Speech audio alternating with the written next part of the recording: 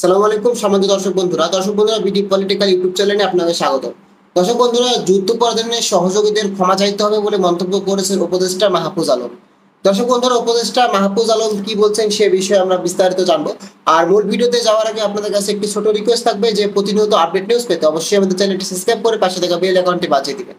তো অন্তর্বর্তী সরকারের তথ্য এবং সম্প্রচার মন্ত্রণালয়ের উপদেষ্টা মোহাম্মদ মাহফুজ মাহফুজ আলম বলেছেন, যুদ্ধাপরাধীদের সহযোগীদের ক্ষমা চাইতে হবে। বাংলাদেশে রাজনীতি করতে হলে পাকিস্তান পন্থা বাদ দিতে হবে।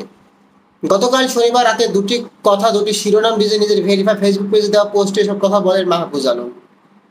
মাহফুজ আলম তার ফেসবুক ভেরিফাই পেজে একটি পোস্ট করেন যে প্রথমটি হচ্ছে দুটি কথার মধ্যে পয়েন্ট 1 তিনি লিখেছেন হলো 71-এর প্রশ্ন মীমাংসা করতে হবে, যুদ্ধাপরাধীদের সহযোগীদের ক্ষমা চাইতে হবে, বাংলাদেশে রাজনীতি করতে হলে পাকিস্তান পন্থা বাদ দিতে হবে, পাকিস্তান এদেশে গণহত্যা চালিয়েছে, পাকিস্তান অফিসিয়ালি ক্ষমা চাইলেও দুধপরে আবারও ক্ষমা চাইতে রাজি হলেও যুদ্ধাপরাধীদের সহযোগীরা এখনো ক্ষমা চায়নি। এ নিয়ে বিনিয়ে গণহত্যার পক্ষে বয়ান উৎপাদন বন্ধ করতে হবে, জুলাই শক্তির মধ্যে ঢুকে সাবেকবাজ করা বন্ধ করতে হবে, ছাপ দিয়ে আসতে হবে। পয়েন্ট 2 তিনি কি বলেছেন হচ্ছে মুজিববাদী বামদের ক্ষমা নাই, লীগের খুন গুণ এবং আর আর আর সাপ্লাই মোদী বিরোধী আন্দোলন এবং হত্যাযজ্ঞের মস্তিষ্ক কইরা ওরা ওরা 36 ডিভিশন জুলাই সময় এর নিকৃষ্ট দালালি করেও এখন বহাল বর্তমান আছে। আজ পর্যন্ত মুজিববাদী বামেরা কালচারি এবং ইন্টিগ্রেশন জুলাইয়ের সাথে গদ্দারি করে যাচ্ছে।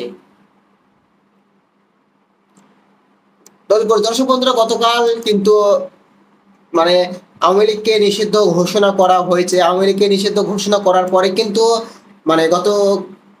আগামীকাল সোমবার হচ্ছে প্রজ্ঞাপন জারি করা হবে এবং আগামীকাল সোমবার প্রজ্ঞাপন জারি করার পরেই কিন্তু আনন্দ উল্লাস করবেন বলে আশা বলেছেন হচ্ছে সমন্বয়ক হাসনাত আব্দুল্লাহ।